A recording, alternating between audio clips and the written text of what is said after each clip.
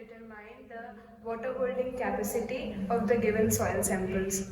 So for this we'll be needing the soil samples, that is the field soil, garden soil and roadside soil. We have actually took 25 gram of all these soils. So now I would like to tell how the procedure starts. First of all, in the funnel we are going to adjust some filter paper. In all the three funnels we are going to separately filter it out. So firstly, we'll be adding the soil samples in the first funnel, then in the second and then the third.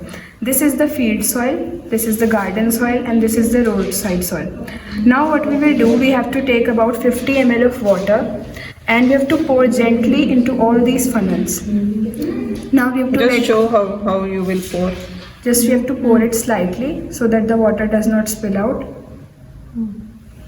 Now we have to just let it sit for some time so that the water can drip out of the funnel, and after some time when the water is totally retained in the soil, we cannot see any water up.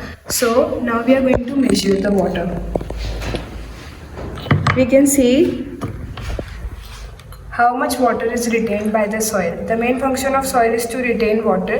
So we can see that this field soil has retained about 10 ml of water and now it has become 40 ml. Earlier it was 50 ml of water poured, now it has become 40 ml. It means the 10 ml of the water is retained by the field soil.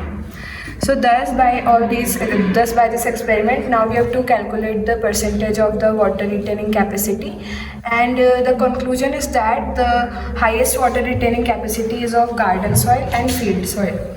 Sorry, this one. And this is the roadside soil.